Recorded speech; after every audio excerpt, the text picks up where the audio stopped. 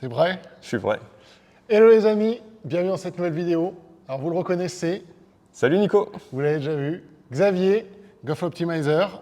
Et ouais. Dans son nouvel atelier, vous verrez des petites images, vous en incrusterez au fur et à mesure de la vidéo. Et donc en fait, on va répondre à une question que beaucoup m'ont posée.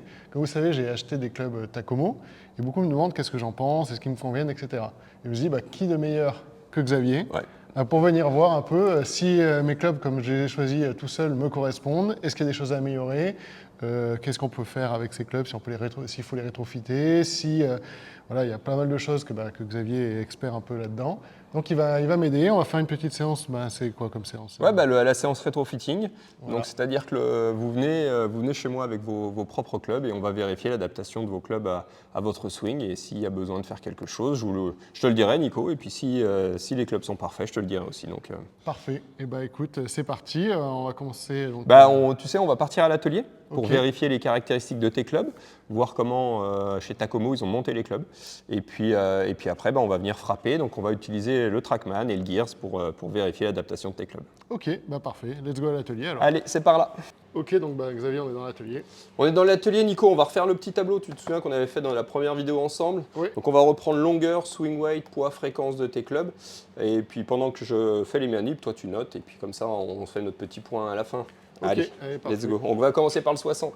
Du coup, juste, je prendrai les images d'illustration, mais est-ce que tu peux juste nous rappeler du coup les trois trucs? Donc, oui. Longueur. Ouais, la longueur du club, la longueur totale. Ensuite, sur la machine à swing weight, on va prendre l'équilibrage et son poids total. Ok. Et puis là, sur la machine à fréquence, en fait, on va prendre, tu sais, le nombre de vibrations par minute qui nous donnera une information sur la rigidité. Ok. Parfait. Et puis on verra la cohérence de l'ensemble du sac. Ok, let's go. Allez, c'est parti.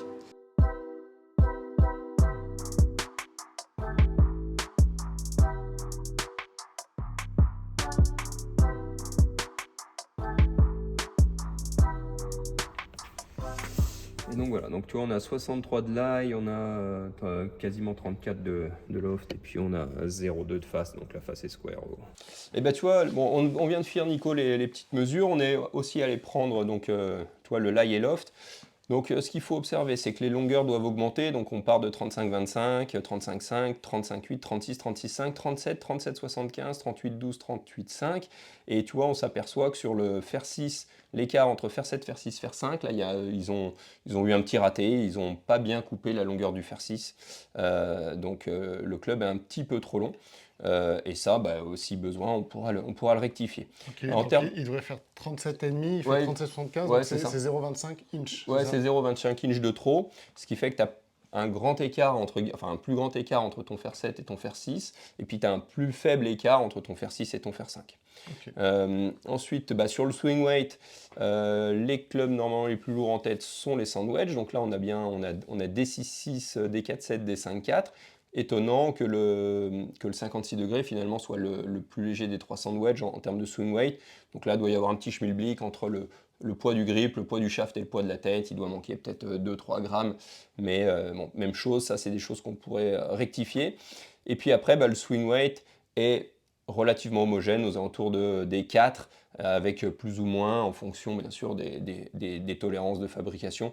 C'est pas mieux et c'est pas moins bien que ce que j'ai l'habitude de mesurer, donc voilà. Après on voit que tu es à D4, donc tu es sur un club avec un peu de poids en tête, sur une longueur standard en 37, et voilà. Si maintenant on parle des poids, les poids doivent baisser, donc on est à 456, 46, 46 et on passe au pitch à 449, donc là finalement ton pitch est plus lourd que ton approche wedge. Et bien ça vient du shaft, puisqu'on avait vu effectivement que sur le shaft des wedge, tu as un KBS 90, alors que sur ta série, tu as un 110, t'as un 110 C-taper. Donc là, pour le coup, étonnamment, tu as vraiment deux manches qui sont différents. Et comme tu me disais, en fait, c'est que finalement, l'option des wedges est très limitée, voire il n'y a pas d'option. Il n'y a pas d'option, en fait, sur les shafts de wedge. Donc c'est celui-ci. Alors que sur les shafts de fer, en l'occurrence où il y a mon pitch, c'est moi qui ai choisi. Ok, donc là, c'est vrai que le 90 qui est annoncé, toi, un peu wedge avec le W sur l'étiquette, donc ça serait un peu uniflex, ça irait à tout le monde et à personne à la fois. Donc il est moins personnalisé, enfin il a moins d'options que ta série de fer. Donc là, tu as un changement de poids qui est de 20 grammes, et c'est vrai qu'habituellement, on est soit dans la continuité, voire même un peu plus lourd sur les wedges que sur la série de fer. Bon, c'est des choses, ça peut changer. On peut le changer, ça, il n'y a pas de souci. Et puis après, le poids baisse, donc 446, 38, 34, 30, 20, 21. Donc là aussi, on s'aperçoit, tu vois, qu'il y a le fer 6 et le fer 5 font le même poids, ce qui ne devrait pas être le cas.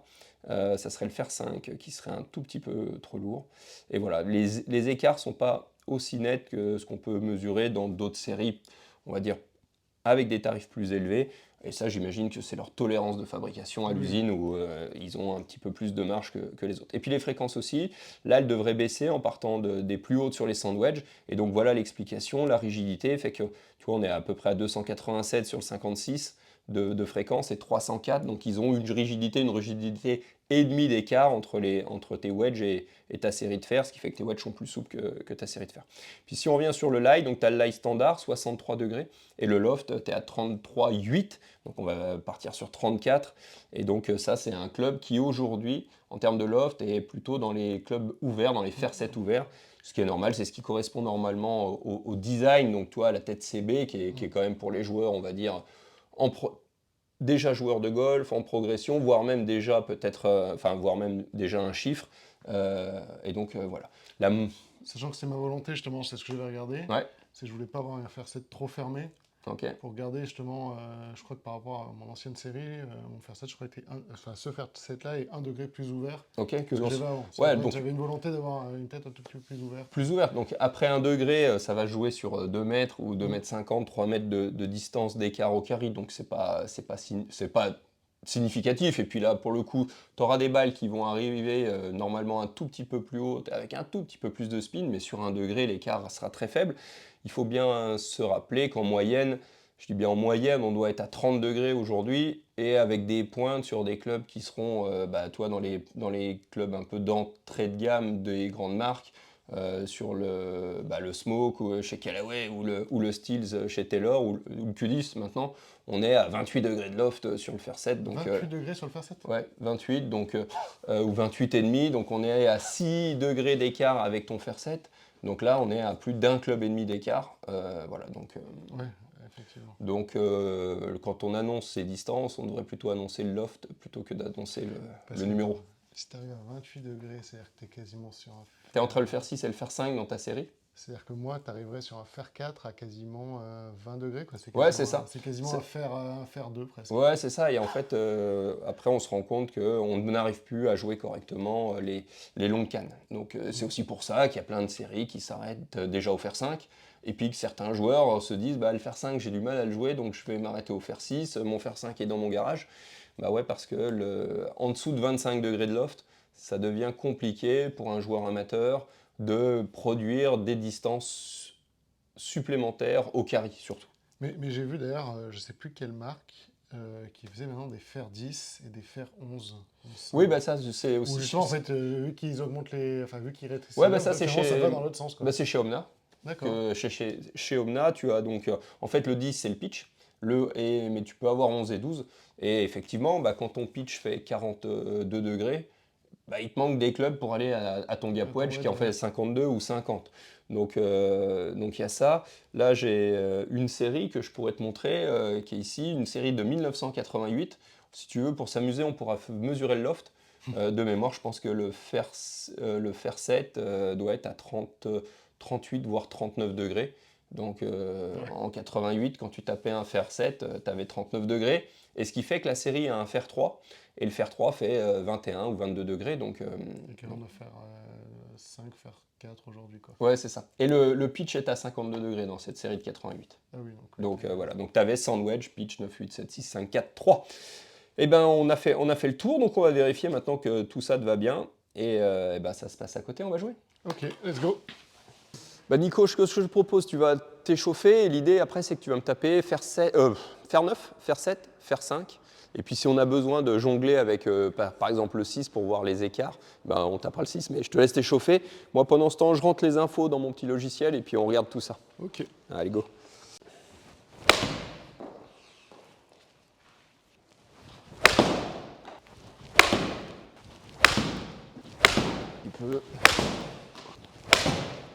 Et un peu pointe.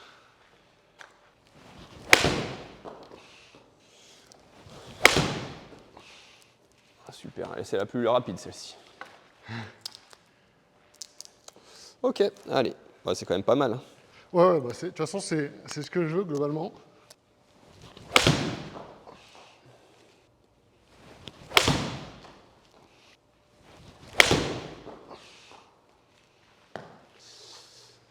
C'est bon. C'est bon, Nico? Eh ben, regarde, voilà, tu as fini ta petite session. Donc déjà, voilà, on va regarder ton résultat global. Ici, on a toutes tes balles. Donc voilà, aujourd'hui, la manière dont tu as frappé, tu es plutôt un petit joueur de fade, straight fade, là, puisque les balles sont droites et sont rectilignes et s'échappent un petit peu à droite. Donc bien sûr, plus tu es monté dans les fers et plus tu as lâché un petit peu à droite sur le fer 5. Okay, puis on va retrouver, regarde ta dispersion. Là, en vue de dessus, donc on est sur 5-6 balles, 5 balles à chaque fois. Donc on retrouve bien les petits groupes de balles un peu différentes. Il y a des balles qui se chevauchent, mais ça c'est normal, c'est la moyenne. Et donc maintenant, regarde, avant de rentrer ici, on va regarder les résultats là, que j'ai rentrés dans le PC. Donc, si tu vois quelque chose, Ouais. ici, donc on a rentré dans le petit tableau fréquence et rigidité. Et regarde, hop, zut, j'ai fait un petit effet un peu trop violent. Chacun des points est un de tes clubs. Et bien sûr, on pourrait s'étonner du Lady Senior Regular Stiff. À nouveau, on a mesuré, pour gagner du temps, on a mesuré la rigidité avec les grips. Les grips absorbent une partie de la rigidité, donc ça veut dire qu'en fait, chacun des points qu'on a mesurés est un peu plus haut, à peu près de 15 points. Donc ça veut dire que ça reste proportionnel, c'est juste que les longueurs, c'est juste que les points sont finalement plus hauts. Et quand on va comparer ça, voilà, on retrouve en fait que le sand wedge, lob wedge, gap wedge sont plus souples, en tout cas sur la partie basse, que ta série de fer, puisqu'on a vraiment deux manches différents. Et si tu te souviens, la première fois que tu étais venu dans la première vidéo, tu avais d'autres manches, tu avais des modus 120 stiff, et on avait déjà à peu près cette moyenne entre senior et régular. Donc ça veut dire que la partie basse de ton shaft est à peu près la même entre les deux manches. Et pourtant, on va voir qu'on aura des différences, puisque dans ce logiciel, d'analyse de shaft, ton shaft, le nouveau shaft est en fait la ligne bleue. Donc c'est un shaft qui est très homogène et qui devient de plus en plus rigide à chaque fois, alors que le Modus 120, c'était un shaft qui était un tout petit peu plus rigide au type, mais beaucoup plus souple sur sa moitié, sur le milieu du shaft. Et donc, les courbes d'utilisation qui sont marquées ici, le C-taper, c'est pour faire des trajectoires mid, alors que le Modus 120, c'était pour faire des trajectoires hautes. Donc là, si globalement, tu as à peu près la même rigidité globale de shaft, tu avais vraiment deux profils différents, le Modus pour faire des balles hautes, et là, le C-taper pour faire des balles mid, et donc un peu plus tendues. Donc la réaction du manche varie par rapport à ce qui se faisait sur ton Modus. Okay, voilà déjà ce qu'on peut se dire. Des manches de wedge qui, pour le coup, par rapport à la dernière fois, sont beaucoup plus souples. Ton manche est beaucoup plus souple que ce que tu avais dans ton ancienne série. Okay,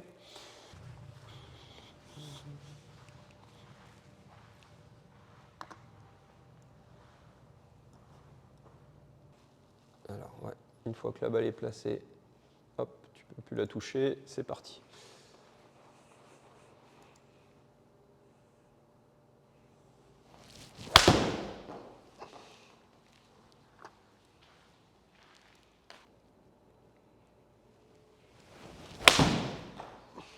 C'était bien. Super. Ok. Ouais, c'est pas facile de swinguer avec Avec les capteurs? les capteurs. Ouais, c'est pas facile. Ça change un tout petit peu, quoi. Tu sens que... Ouais. Allez, donc là, regarde, tout à l'heure, on avait regardé dans son ensemble, et là, on va regarder en fait un petit peu groupe par groupe. Donc, voilà tes fers 9. Et donc, déjà, ce qu'on doit observer, c'est que ta vitesse doit augmenter, à peu près de 2 miles en 2 miles. Donc, tu es à 82 au fer 9, 84 fer 8 normalement, et 83 tu devrais être à 86 fer 7. Okay, puis 88, puis 90. Et donc on voit, là dans ton swing, toi l'accélération de ton fer 9 à ton fer 5, elle est pas, enfin, elle est pas homogène. Là, c'est l'enseignant de golf qui te parle. Ouais. C'est-à-dire que, tu vois, ton accélération, elle n'est pas proportionnelle à l'augmentation du manche. Il t'en manque un tout petit peu. Okay, donc ça, c'est la vitesse du club. Et après, bien sûr, nous, ce qu'on veut regarder, bah, c'est ton centrage et ton smash et donc ta vitesse de balle qui va faire les écarts. Donc au fer 9, tu as ça pour l'instant comme image. Au fer 7, c'est bien meilleur, tu es plus au centre. Au fer 6, ça a été très bien également. Et au fer 5, c'est excellent, tu as mis tout en face. Donc maintenant, on a la vitesse de balle qui doit augmenter. Donc tu es à 102 fer 9, 114 fer 7, c'est beaucoup, 119 et 123. Donc c'est bien étagé, ça augmente. Et puis bah, voilà, en moyenne, ta portée de balle. Donc on est à 122 fer 9, mais 146 fer 7 en moyenne sur les bons et les mauvais coups, 157 et 167. Donc on a bien 10 mètres d'écart à chaque fois en moyenne, en sachant que quand tu les as bien strikés, Nico, tu es allé encore un peu plus loin. Donc on a bien ça. Et si je reprends un petit peu ton swing, donc on va voir que tu as une inclinaison de plan de swing qui est très faible. Tu lances le club légèrement à gauche, tu tapes la balle en descendant. Tu as un petit différentiel face chemin positif, donc tu joues en fade, mais avec très peu d'écart, puisque tu n'as que 2 degrés. Et donc voilà, tu es un petit joueur de fade. Et puis maintenant, regarde, si on bascule sur le gears, donc on va se retrouver ici, donc avec les frappes que tu as fait au gears. Donc regarde, hop, on a ton swing en vue de face. La montée, c'est le très jaune clair. La descente, c'est le très jaune foncé. Okay. Voilà, donc un swing qui est très rond, avec un peu de retard, avec du lag entre la montée et la descente. Donc une petite deuxième fois en vue de face. Puis maintenant, hop, en vue de profil. Donc là, cette fois, on va s'apercevoir que voilà, ta montée est à l'intérieur, ta descente est légèrement par-dessus. Okay. Puis, quand on va se mettre en vue de dessus, bah là, cette fois, on va effectivement s'apercevoir que ta montée est à l'intérieur avec ta descente légèrement par-dessus le plan de montée. Donc, on a ça, mais nous, ce qui nous intéresse, c'était de vérifier comment le manche fonctionnait. Et donc, regarde, on va déjà aller sur les déformations. Et donc là, on va s'apercevoir que la déformation vers l'avant, c'est 3 mm. La déformation sur l'axe vertical, c'est 12 mm. Je vais te les remontrer tout à l'heure en photo. Et pour se dire qu'on a plutôt un manche qui correspond à notre swing, il faut avoir moins de 10 mm de déformation vers l'avant. Donc là, on est plutôt pas mal. On est plutôt pas mal. Voilà. Donc regarde, on va se remettre en pause ici au moment de l'impact. Et donc cette fameuse déformation, c'est ce qu'on observe hop, ici, c'est-à-dire l'écart entre l'axe de ton grip et l'axe de ta tête. Et donc sur cette balle-là, comme la déformation elle est de 5 mm, bah, en fait elle est quasiment pas visible. Puis ensuite, tu as une petite déformation sur cet axe-là, qui est là aussi d'1 centimètre, donc c'est très faible. Voilà. Ce qu'on a pu observer ici, c'est qu'effectivement, bah, déjà le manche, tu arrives, c'est-à-dire que tu as la sensation, ce que tu fais avec ton swing et tes mains, c'est ce qui se passe au moment de l'impact. Voilà. Juste pour te montrer, ce que je te disais aussi tout à l'heure un peu en off, c'est que, hop, regarde, je vais aller chercher. En préparant cette petite journée, j'avais fait quelques tests. Où est-ce que je suis garé? Zut, je ne connais même pas mon nom de famille ici. Voilà. Donc hier soir, le KBS. Donc voilà mon swing en bleu ici. Et puis regarde si on va chercher les infos. Je jouais hier le 115X, donc le manche encore un peu plus rigide que le tien. Et cette fois, Et toi, tu étais voilà, et moi, tu vois, je le déformais à 13 mm, vers l'avant. Donc le manche est encore pas tout à fait celui dont j'ai besoin. Il serait encore pas assez rigide en X. Et pourtant, je ne swing pas plus vite que toi. C'est vraiment la manière dont on met l'accélération qui fait déformer le manche. Donc par contre, toi, en termes de swing, on voit que j'emmène la canne beaucoup plus loin que toi derrière. Et voilà. Et tu as un finish plus court. Ouais, j'ai un finish. Ah ouais, effectivement, j'ai un finish plus court. Je suis aussi légèrement par-dessus le plan. Regarde. Hop, si on se décale un peu, je redescends aussi un peu par-dessus le plan. Et voilà. Et ma montée est elle aussi un petit peu intérieure. Donc on swing pareil. On swing pareil, Nico.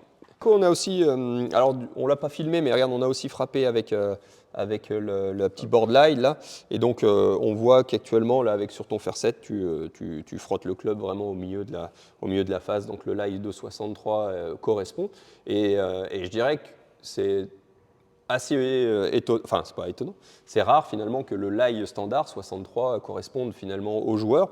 Et il peut vite y avoir une petite adaptation, et de toute manière l'avantage c'est que sur ici les clubs forgés Takomo, on aurait pu faire l'adaptation nécessaire s'il y avait eu besoin. Donc voilà, donc c'est toujours mieux d'avoir malgré tout des clubs forgés si on a besoin de faire des petites choses comme ça. Donc on va pouvoir faire notre petite conclusion, Nico. Ok. Et bah, bonne nouvelle, Nico. Ouais. Je pense qu'effectivement, avec le pari, alors tu nous raconteras après comment tu l'as fait, mais avec ta connaissance et le choix que tu as porté sur cet ensemble-là, donc avec ce shaft, bah, c'est pas déconnant. Franchement, tu t'es pas trompé, Donc ça, c'est déjà plutôt une bonne nouvelle. C'est plutôt une bonne nouvelle. Et puis voilà, par contre, raconte-moi comment tu l'as choisi ce manche. Et ben alors, tout bêtement, c'est ce que je te disais, on en parlait avant quand on tapait des balles, etc. C'est que globalement, par les fittings qu'on avait fait, on va dire avec Xavier, on s'était vu régulièrement avant. Et du coup, on avait déjà discuté sur le shaft, le poids et Ouais, tout bien ça. sûr. Et donc je me suis dit, il faut que je trouve un shaft un peu plus léger que celui que j'avais avant. Et ben Parce là, que c'est fait. voilà, j'avais besoin de. Voilà. En même temps, je me suis dit, quel type de trajectoire, et en fait, par exemple, sur le site de KBS, ils ont un petit questionnaire où tu peux dire tes trajectoires, le spin que tu veux, et des choses comme ça. Et à la fin, ils te conseillent des Ouais, un shafts. modèle. Et en gros, avec ce que je cherchais en poids, en rigidité annoncée et tout ça, et ce que je voulais comme trajectoire de balle, ils m'ont donné le CT Power Light. Ok. Et du coup, C'est un manche, tu sais, en plus, c'est un manche que j'ai beaucoup monté, parce que c'est un manche qui est très homogène, et puis qui est normalement, en fonction du joueur, peut être très stable, et d'autant plus quand on tape, quand on secoue un peu la canne, comme tu peux déjà le faire. Donc oui, je dirais que c'est quand même un manche qui va sortir peut-être chez moi peut-être 2 fois sur 10. À la fin, dans les essais, le joueur il sollicite ce manche-là, que ce soit en régular, que ce soit en stiff ou que ce soit en X. Il existe en 2 versions. Il existe dans la version classique et la version light. Donc ici, oui, tu as gagné un petit peu en poids en prenant la version light. Donc il y a ça. Après, il y a juste un truc sur lequel on pourrait vraiment faire mieux par rapport à tes vitesses et à ton swing, c'est sur le manche du wedge, qui est quand même un petit peu en dessous en termes de rigidité. Après, à voir si toi, tu les as depuis longtemps, ces clubs, Nico?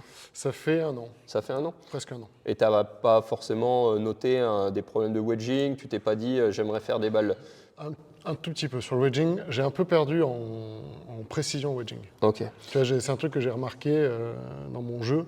Le wedging était vraiment une énorme force. Ouais. C'est pas un défaut aujourd'hui, mais c'est plus une énorme force comme avant. Ok, bon là on doit sûrement pouvoir faire quelque chose, et même en restant par exemple chez la marque KBS, parce que ce manche-là, 90, n'est pas le manche de wedge d'origine, souvent, il n'est pas monté comme ça. Donc il est monté soit avec un modèle qui s'appelle le HI-Rev, ou alors pour les bons joueurs, il y a les mecs qui tapent un peu la balle, il y a un manche qui est vraiment très sympa, qui s'appelle le 610, le KBS 610. D'accord. En fait, pour le coup, il est presque un petit peu plus gros à la poignée, ce qui fait qu'il est beaucoup plus rigide. Il a une trajectoire basse, et pour l'avoir monté à des très bons joueurs, de ce qu'eux ont observé sur le terrain, ils ont retrouvé un vrai contrôle des distances et des trajectoires un peu plus basses, et ils en sont ravis. Donc peut-être que ça pourrait faire l'objet d'une prochaine vidéo. Je pourrais te faire essayer ce manche-là. Ouais. L'idéal, ça serait bien qu'on se voit dehors, ça serait plus cool, parce que le wedging en intérieur, c'est pas facile, mais voilà. Mais ouais, encore, merci du coup de me confirmer. Mais c'est vrai que bon, en l'occurrence, moi je suis tombé très bien. Ouais. Mais du coup, si par exemple, j'étais pas bien tombé, qu'est-ce que toi tu peux faire? Bah après, on a encore, d'ailleurs, tu vois, pour moi, la plus-value, c'est pas l'outil. C'est-à-dire qu'actuellement, tu as une tête forgée, tu as le bon shaft, et qu'on pourrait encore pousser en fait, le montage de ta série avec ce que j'utilise tous les jours pour mes clients, c'est-à-dire un montage en moment d'inertie constant pour avoir finalement plus d'homogénéité de sensation quand tu joues le fer 4 par rapport à ton pitch, par exemple. Puis, mais toi, tu es un bon joueur, tu t'entraînes, tu es déjà 4 d'index, donc tu as déjà de l'expérience. Mais il y a des petites astuces pour finalement encore mieux frapper les clubs, comme par exemple le brevet que j'utilise, qui est la hauteur des poignées constante. C'est un petit réglage de longueur et de lie afin que ta posture, elle change moins. Et donc, ça ferait par exemple un fer 4 un peu plus court, et ça permet pour le joueur qui est moins habile que toi de mieux striker la balle sur les longs fers. Et voilà, donc ça c'est plutôt intéressant. Et le dernier point, je ne sais pas si tu te souviens, dans la première vidéo, on avait l'alignement des manches. Tu vois, et là sur les manches acier, ce matin je viens de monter une série. C'était assez édifiant, donc là j'ai aligné les manches. Donc voilà, on pourrait encore faire ça.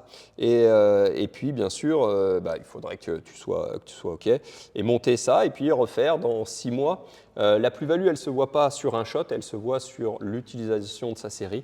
Donc l'écart entre ce que j'ai fait la saison dernière et ce que j'ai fait la nouvelle saison. Donc Oui, voilà, sûr, on pourrait encore faire des petits points d'amélioration sur cette série. C'est ce que j'allais dire, c'est un truc où beaucoup de gens le disent, je suppose, c'est que les premières semaines, quand ils vont prendre leur nouveau club, ils vont avoir l'impression de ne pas forcément mieux taper la balle. Oui. Parce que forcément, il faut le temps d'adaptation.